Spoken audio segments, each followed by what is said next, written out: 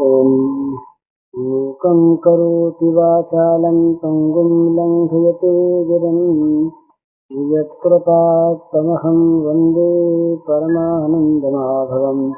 श्रीमन्मदनगोपालं वृन्दारण्यपुरन्दरं श्रीगोविन्दं प्रपद्येऽहं दीनानुग्रहतारकम्।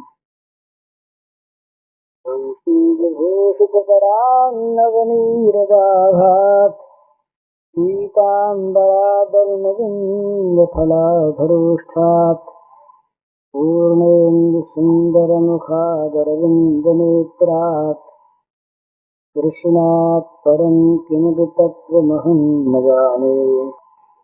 जलधरवर्णं चम्पकोद्भासिकर्णं विकसितनलिनास्यं विस्फुरन्मन्दहास्यम् कनकरुचिदुकूलं चारुवर्हावचूलं कमपि निखिलसारं नौमि गोपीकुमारम्। मोह की बड़ी महिमा है। इतना गहरा छाया हुआ रहता है ये। मोह की बुराई करता हुआ भी आदमी मोह में फंसा रहता है। मोह बताता है, दूसरों के मोह की व्याख्या करता है, मोह का दोष बतलाता है, मोह से सब प्रकार की अवनति होती है ये कहता है, परंतु स्वयं मोह से इतना चिपटा रहता है कि उसे छोड़ना नहीं चाहता। ये मोह की महिमा है। और ये जब तक मोह है तब तक भगवत चरणाय बिंद से अनुराग हो नहीं सकता। हर जगह, हर क्षेत्र में, हर समय मोह से अभिभूत रहता है मनुष्य। और मोह गए बिनु राम पद होय न दृढ़ अनुराग। मोह गए बिना भगवत चरणार बिंद से दृढ़ अनुराग नहीं हो। मोह का अर्थ है मूर्खता। मोह का अर्थ है सांसारिक कामना वासना से अभिभूत वृत्ति। जो वृत्ति कामना वासना से ऊपर उठकर भगवान में नहीं लगती और कामना वासना से निरंतर छाई छठी रहती है, उस वृत्ति का नाम मोह है।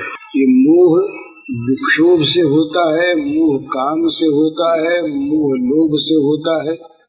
कामात् क्रोधो विजायते क्रोधात् भवति सम्मोह।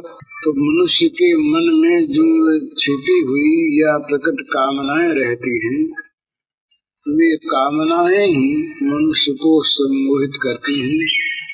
और मोहित मनुष्य ही निरंतर कामनाओं के वश में भी रहता है। अन्योन्याश्रित है। मोह से कामना बढ़ती है और कामनाओं से मोह बढ़ता है। और जब तक मनुष्य की बुद्धि मोह में है तब तक वो यथार्थ दर्शन नहीं कर सकते।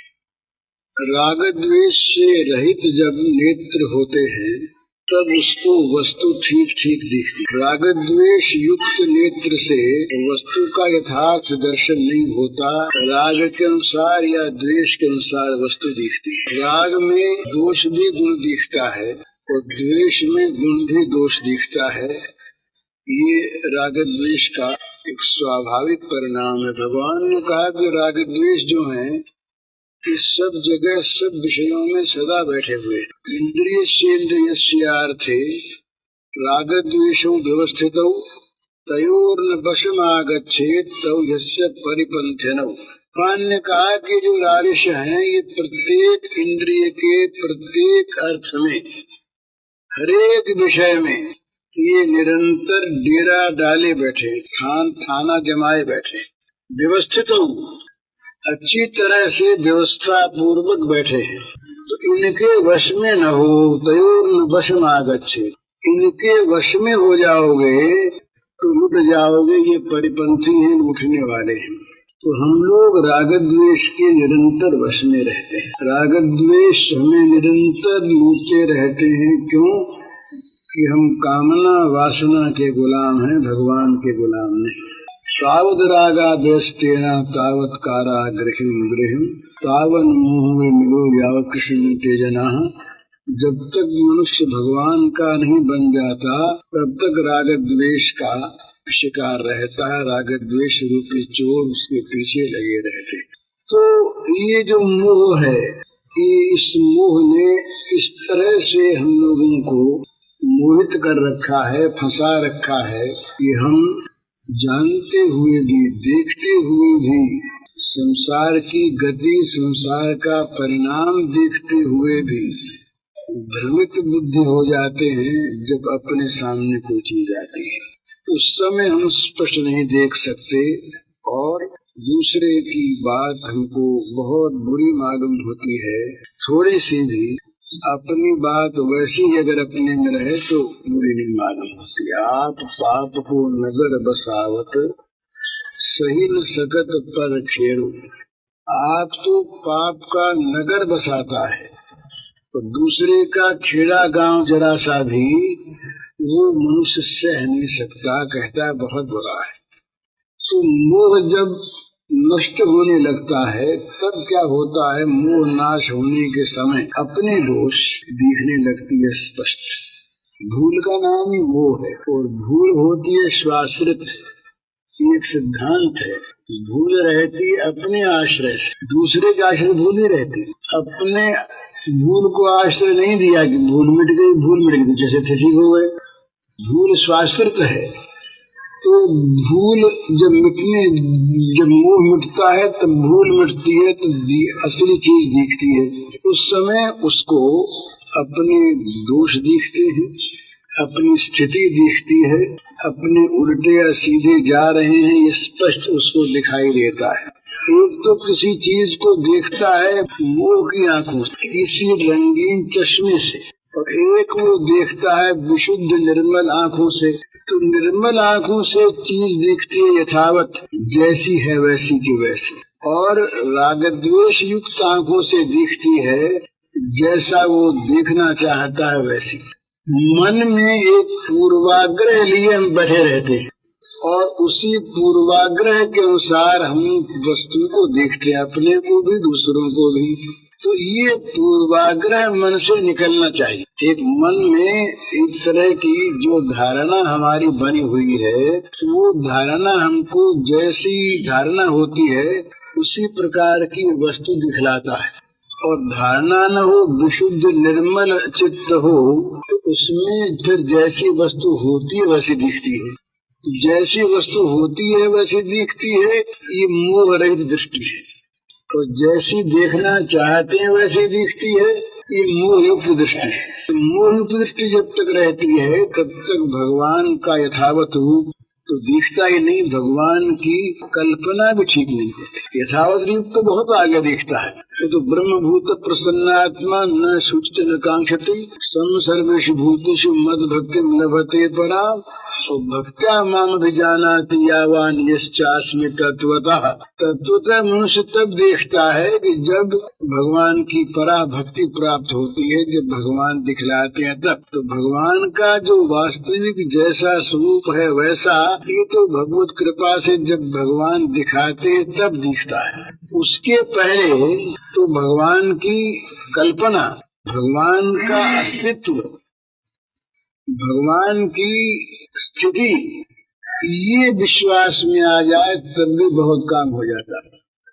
भगवान के अस्तित्व को जो आदमी मानेगा वो आदमी छिपकर पाप नहीं करेगा।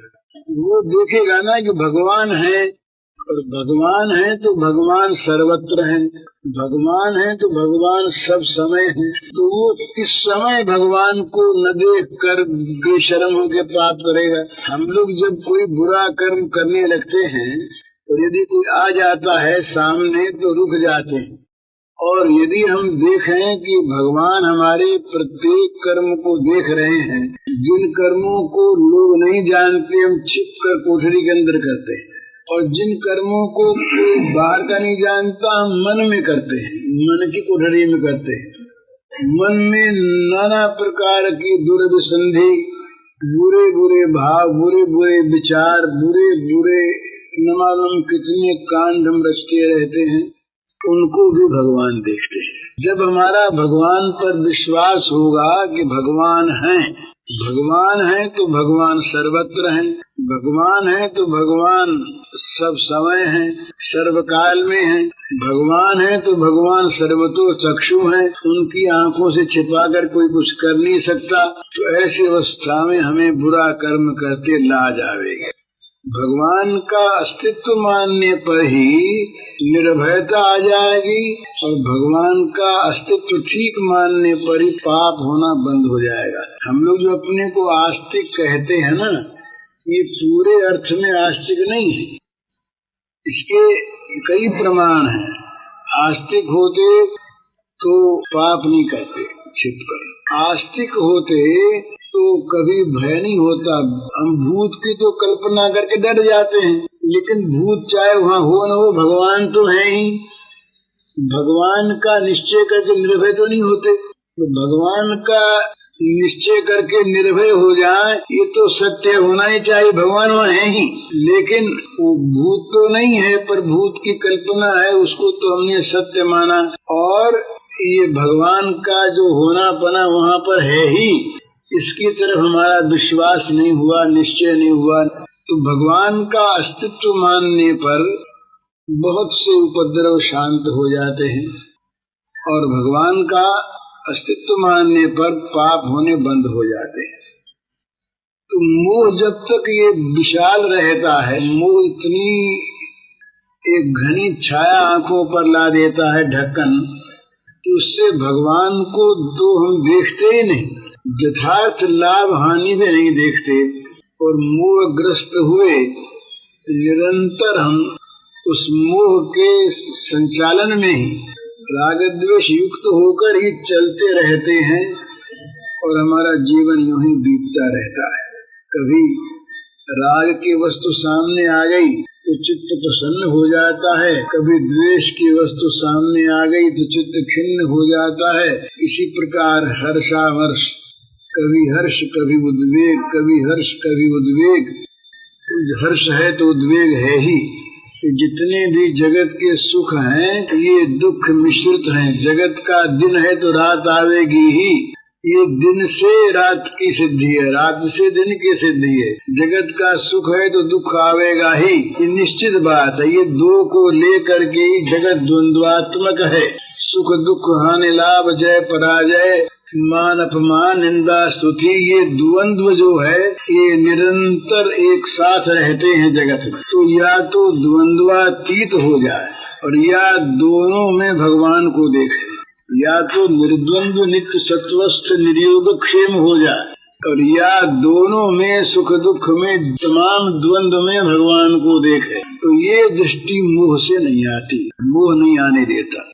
इस मोह के कारण से ही हम मोह की बात कहते हुए, मोह की निंदा करते हुए, मोह को बुरा बताते हुए, जिनमें मोह देखते हैं उन पर हंसते हुए स्वयं नित्य विमोहित रहते हैं और अपने आप को नहीं देख पाते, अपने कर्तव्य का ठीक निश्चय नहीं कर पाते।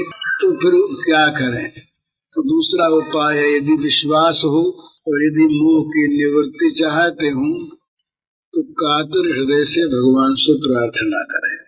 ये निर्बल के बल राम है और कोई साधन का बल, बुद्धि का बल, विद्या का बल ये जहाँ काम नहीं करता, तो वहाँ जैसे दीनहीन आदमी जब निरुपाय हो जाता है, कुछ भी साधन उपाय नहीं सोचता, तब जैसे रो कर भगवान को पुकारता है, इसी प्रकार अपने मन से हम भगवान को पुकारें कि आज हमारा तो मोह नाश हमारे किए होगा। हम तो मोहग्रस्त हैं निरंतर। जो जो मोह से निकलना चाहते हैं त्यों त्यों मोह और प्रबल रूप से हमको आगे घेरता है। यही होता है। मनुष्य जब जागतिक बुद्धि को लेकर, मनुष्य जब सांसारिक बुद्धि कौशल को लेकर जब संसार से बचना चाहता है तो संसार और ज्यादा उस पर आता है। क्यों आता है? ये नियम है। जैसे हम चोरों से घिरे हुए हों, चोर घर में हो, तो चोरों के ही बंधु बांधव जो चोरों में मिले हुए हैं उनको हम अपना हितैषी मानकर उनके द्वारा चोरों से बचना चाहें तो आएंगे चोरों से बचाने वालों के रूप में। पर वो करेंगे क्या?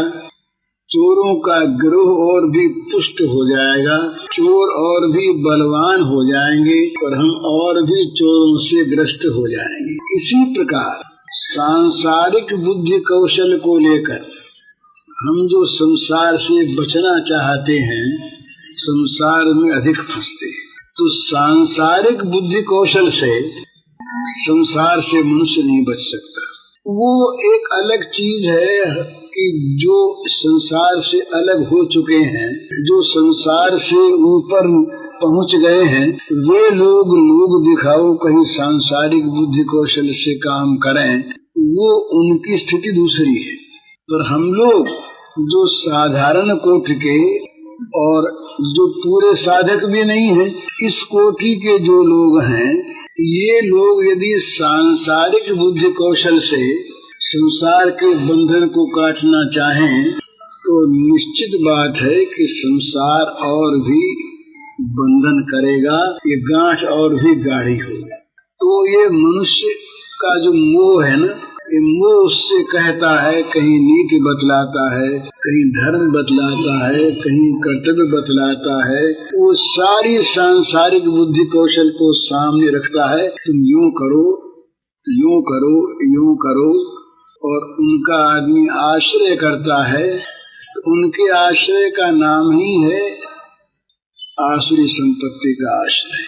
भगवान को भूल कर, भगवान का आश्रय न करके जागतिक बुद्धि कौशल का जो आश्रय है, ये आश्रय वास्तव में असुराश्रय है। आसुरम भावमाश्रिताः। तो जब आसुर भाव से आश्रित होता है मनुष्य, तो क्या होता है कि ये जो जगन मोहिनी भगवान की ये माया है, ये माया उसके ज्ञान को हर लेती है। माया भत ज्ञान आसुरम भावमाश्रिताः। तो ऐसे हो जाने पर हमारी क्या दशा होती है कि भगवान की ओर हमारा ध्यान जाता ही नहीं। नमां दुष्कृतिनो मूढ़ाः प्रपद्यन्ते नराधमा। ये ऐसे जो मोहग्रस्त हैं, उन्हीं का नाम मूढ़ है। तो साधक को निरंतर सावधान रहना चाहिए कि वो जागतिक सांसारिक कार्य कहीं आवश्यकता अनुसार करे जरूर, जहाँ जो करना है, जितना जिसके लिए अपेक्षित है, परंतु सांसारिक बुद्धि कौशल का आश्रय न ले। आश्रय रखे भगवान का, भगवान की ओर लगाने वाली वृत्ति का ही। वो इसी का नाम है नित्य स्मरण भगवान का। स्मरण करते हुए युद्ध करो, भगवान ने कहा। युद्ध करो, कहीं अकेले नहीं कहा भगवान ने। यूं होकर युद्ध करो, सुख दुखे समीकृत्वा लाभालाभो जया जय तो युद्धस्व मयि सर्वाणि कर्माणि सन्न्यस्या धर्म चेतसा यदाशुन्निमं भूत्वा युद्धस्व ज्वर तस्मात् सर्वेषु कालेषु मां स्मर युध्य च। भाई मुझमें मन लगाते हुए युद्ध करो। तो वो जो मूल वृत्ति है, भगवान में लगने वाली मूल वृत्ति, वो वृत्ति कहीं सांसारिक वृत्ति से दबकर छिप न जाए, मर न जाए, चली न जाए। वो वृत्ति गई तो साधक का जीवन साधक जीवन नहीं रहा। तो साधक के जीवन में विशेषता क्या है? उसकी जो मुख्य वृत्ति है, मुख्य वृत्ति निरंतर भगवान को विषय करती है। मुख्य वृत्ति का विषय केवल भगवान है, और जितने भी हैं काम, वो काम उन भगवान की पूजा के लिए हो तब तो ठीक है, पूजा के लिए न हो तब वो करता नहीं। और यदि कहीं करता है कोई काम बाध्य होकर, तो गौण वृत्ति से करता है, मुख्य वृत्ति की रक्षा करता हुआ। और यदि वो कभी भूल से सांसारिक वृत्ति को मुख्य वृत्ति का स्थान दे देता है, तो पतित हो जाता है। तो इसलिए उसकी दृष्टि में और सांसारिक बुद्धि कौशल रखने वालों की दृष्टि में एक मौलिक भेद रहता है। सांसारिक दृष्टि वाले भी बेईमान नहीं, ईमानदार हैं। वो भी जिस चीज को देखते हैं वैसे ही कहते हैं। और ये भगवत दृष्टि वाला जो ये पुरुष है, ये भी जो कहता है वैसे ही कहता है जैसे देखता है। पर दोनों की आंखों में भेद है। एक में जगत प्रत्यक्ष है जगत सत्य है, जगत का हानि लाभ ही हानि लाभ है, जगत का मानापमान ही मानापमान है, जगत की सिद्धि ही सिद्धि है, जगत उसके सामने है। तो उसकी सारी वृत्ति उस जगत को लेकर सोचती है, और जिसकी भगवान में दृष्टि है उसके सामने जगत इस रूप में है नहीं। जगत जाए या रहे, जगत का हानि लाभ, जगत का मानापमान, जगत की स्तुति निंदा, जगत का जो कुछ भी, ये सब उसकी दृष्टि में केवल अभय है या है नहीं, या तो है नहीं असत है, और है तो ये भगवान का लीला अभिनय है, इसलिए वो जगत को इस रूप में देखता नहीं। तो ये दोनों की दृष्टि में मौलिक भेद रहने से दोनों का सामंजस्य ठीक नहीं बैठता। वो देखता है जिस रूप में, दूसरा उस रूप में नहीं देखता। ये अलग अलग दो दृष्टि होती है। न रूपमस्य तथोपलभ्यते, जैसा ये दिखता है वैसा मिलता नहीं, ये जगत का स्वरूप है। पर जो जगत को जगत के रूप में देखता है वो इस बात को नहीं जानता, वो तो इसी रूप में देखना चाहता है और रक्षा करना चाहता है। लेकिन जिसकी दृष्टि इस जगत पर इस रूप में नहीं है, या इस रूप के जगत को जो हटाना चाहता है साधक, वो इस रूप के जगत को देखना नहीं चाहता या देखता नहीं, इसलिए उसकी बुद्धि का हानि लाभ दूसरा और उसकी बुद्धि का हानि लाभ दूसरा। जब वो और भी तमसा छन्न हो जाता है मनुष्य, मोह से बहुत ढक कर, तब तो फिर बहुत उल्टा देखता हानि लाभ में। पाप से, दुराग्रह से, दुराचार से सांसारिक लाभ हो जाए उसको भी वो लाभ मानता है। संसार में बुद्धिमान पुरुष जिसको लाभ नहीं मानते उसको भी वो लाभ मानता, भगवान की बात तो अलग रहे। तो ये दृष्टि भेद से वस्तु भेद होता है, और वस्तु भेद से कार्य भेद होता है। तो इसलिए ये मनुष्य अपनी अपनी आंख से अपनी अपनी हानि लाभ को देखता है, किसमें हानि किसमें लाभ। जरा सा किसी ने सत्कार नहीं किया, सलाम नहीं किया, अब ऐसी बात नहीं, अंग्रेजों के जमाने में जैसी चीज थी, अफसर को सलाम नहीं किया तो अफसर नाराज हो जाते थे। ये सलाम में लाभ है, ऐसा मानते थे। ये बुद्धि है। तो जिस प्रकार की बुद्धि, ऐसे आसन पर बैठे, ऐसी थाली में भोजन करें, इस प्रकार हमारे सामने कोई बैठे, यूं बोले, यूं बात करे, तब तो लाभ, और ऐसा न हुआ तो बड़ी हानि हो गई, बड़ा अपमान हो गया। अब क्या करें, हमारी ये दशा हो गई, गद्दों पर बैठते थे और अब हम शतरंजी पर बैठे, दुख हो गया। सही बहुत लोग बैठते। तो लाभ हानि की दृष्टि अलग अलग अपनी अपनी होती है, विभिन्न होती है। संसार में भी जो त्यागी होते हैं उनकी और दृष्टि होती है, भोगियों की और होती है, लेकिन मौलिक भेद दो तो रहते ही हैं, एक दैवी संपत्ति का, एक आसुरी संपत्ति का, एक भगवान की ओर जाने वाले जीवन का और एक जगत की ओर जाने वाले जीवन का। ये दो भेद मौलिक रहते हैं, इनमें फिर अनेक अवान्तर भेद हो जाते हैं। तो दो भेदों में जिसकी दृष्टि भगवान की ओर है, वो अपनी इस मूल दृष्टि को, मूल वृत्ति को हमेशा रक्षा करना चाहेगा। किसी अवस्था में सांसारिक बड़ी से बड़ी हानि और सांसारिक बड़े से बड़ा लाभ, इस वृत्ति को यदि खोने वाला होगा तो डरेगा। जगत का बड़ा लाभ हो जाए, उस लाभ के हर्ष में ये वृत्ति कहीं चली जाए तो बड़ा नुकसान समझेगा, और जगत की बड़ी से बड़ी हानि यदि इस वृत्ति को खो देगी तो उससे भी बड़ी हानि इसको समझेगा।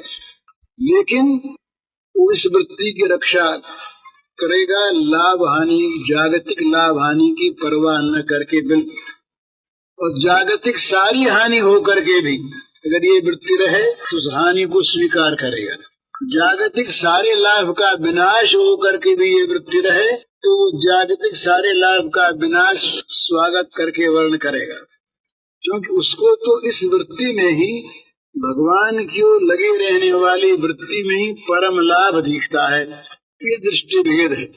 साधक दूसरी चीज चाहता है, विषय दूसरी चीज चाहता है। तो साधक दृष्टि जिसकी है, या जो साधक दृष्टि अपनी करना चाहता है, उसके लिए ये बात आवश्यक है, पहले समझ ले वो कि हमको सांसारिक लाभ हानि से दृष्टि ऊपर उठानी पड़ेगी।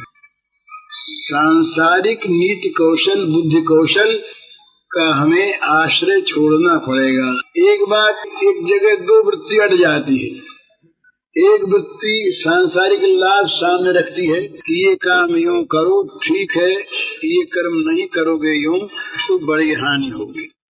दूसरी ओर दूसरी चीज कहती है कि नहीं, ये लाभ तो होगा अवश्य, तो इस लाभ से तुम्हारा जो अमुक साधन है वो कुछ ढीला पड़ जाए, तो वो कहेगा ये नहीं चाहिए, ये नहीं। जहाँ श्रीमद् भागवत में भागवतोत्तम पुरुषों की व्याख्या की गई है, वहाँ कहा गया है कि त्रिभुवन विभव हेतवेपि, कोई भगवान का स्मरण करता था, उससे कहा किसी ने, देवता ने, कि भाई तुम एक काम करो, तीनों लोगों का वैभव ले लो, त्रिभुवन विभव है, त्रिभुवन का विभव ले लो, और उसके बदले में तुम आधे लव के लिए भगवान को भूल जाओ। लवार्धमपि, आधे लव के लिए भगवान को भूल जाओ और त्रिभुवन का वैभव ले लो। तो उसको त्रिभुवन का वैभव स्वीकार नहीं, आधे लव को भूलना नहीं चाहता वो, ये दृष्टि थी। इतना बड़ा लाभ, हमसे तो कोई कह दे कि 100 रुपया वहाँ जाओ तुमको मिल जाएंगे, तुम आज माला मत फिरो, बोले कल फेर लेंगे डबल, कौन सी बात है, 100 रुपया मिल जाना चाहिए। त्रिभुवन विभव हेतवेपि, त्रिभुवन का वैभव मिलने पर भी जो आधे लव के लिए भगवान को नहीं छोड़ता। अच्छा, इससे आगे और चलेगा। भागवत में बड़े सुंदर सुंदर प्रसंग हैं, ये दृष्टि भेद के। इससे आगे और चले, बोले ये तो त्रिभुवन के वैभव की बात कहते हो, और अगर मोक्ष मिलता हो तो कितना आगे बढ़ते। कहते एक तरफ तो मोक्ष है और एक तरफ एक लव मात्र का भगवत प्रेमी का संग है। तो उससे कहा जाए कि भाई क्या हर्ज है, तुम पीछे भगवत प्रेमी से बात कर लेना, तुम चाहे जगत की भोग ले लो, जगत की भोग न चाहिए तो भाई भले स्वर्ग ले लो, और स्वर्ग भी अगर छोटा समझते हो तो मोक्ष ले लो, तुम इस लव मात्र के संग से क्या करोगे।